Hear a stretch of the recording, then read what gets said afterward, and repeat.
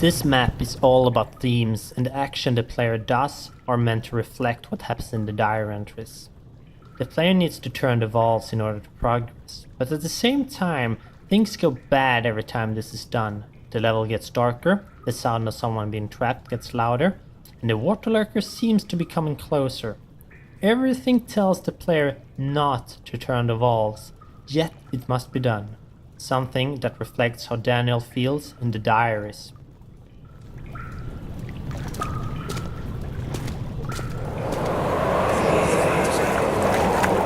You're conserving water from the spring. Yes, it enables me to control the water in the drain sewers to some extent. Also, it can be used for all sorts of purposes. Like for drinking? Well, that too. But mostly to run different machines. Ah, like water mills. Exactly.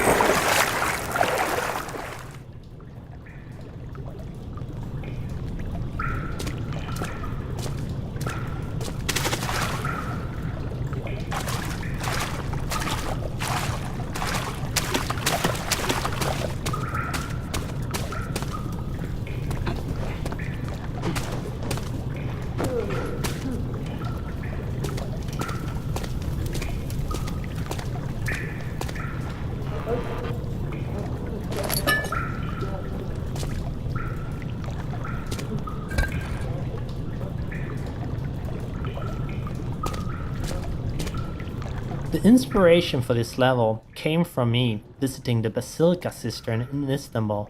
Fun thing was that Jonas, the concept artist who drew the design, had also visited it the same summer, so he knew precisely what I was after. The fishes that can be found were also inspired by the real thing.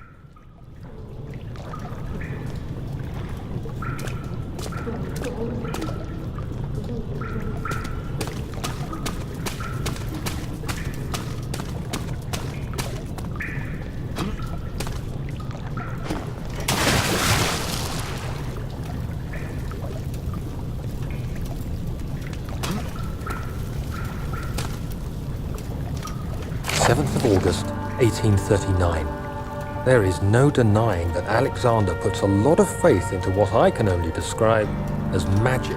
I'm not surprised. Even while traveling across Europe, I assumed I would have to embrace the supernatural to save my mind and life. As a novice, I do everything in my power to stay focused and not dwell too much on my own doubts. Alexander woke me up early and told me it was time we got started on our work. He was obviously excited to get going, and we headed downstairs to the old dungeon where he preferred to attempt his rituals.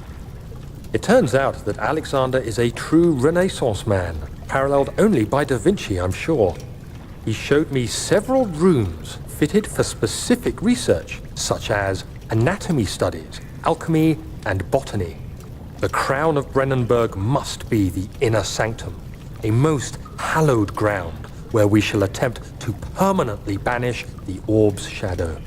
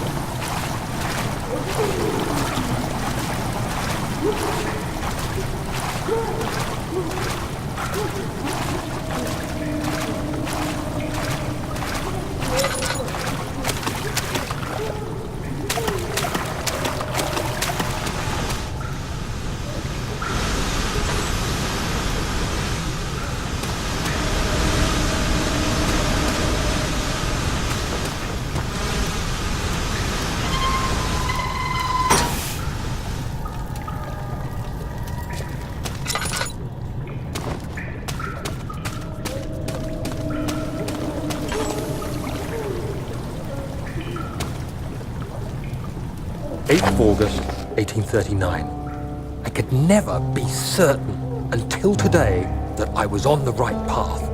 Using my orb, Alexander managed to channel its power unto us. The inner sanctum flared with blue, fiery light, and I could feel the same things I felt in the dark chamber in Algeria. It was like standing in a mad whirlpool of impressions. It was terrifying, but Alexander kept calm and wielded strange tools of science in order to tame the storm. Suddenly, the blue light was stained by strains of red, and the walls burst with pulsating tissue resonating with the scene. Alexander quickly covered the orb in some cloth, and the unspeakable thing vanished. Apparently, the orb's shadow is closer than Alexander thought. He said I should prepare for a warding ritual tomorrow.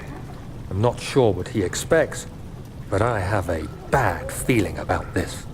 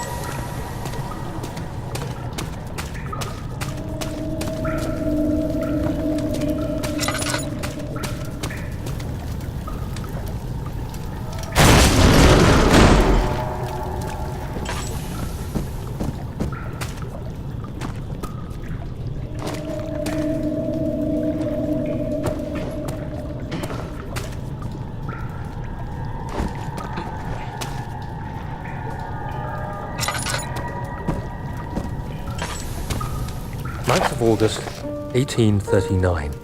It is still early, and Alexander is busy preparing for the ritual later today. Seeing him this worked up makes me question why. What does he stand to gain? I realize he is curious about it all, but surely there must be more. Is he so foolish he will attempt to tame the power of the orb? I must admit that yesterday, when Alexander flooded the inner sanctum with blue light, I realized we had but graced the orb's true potential. This might turn out to be more than escaping a creeping shadow. It might be the beginning of something truly extraordinary.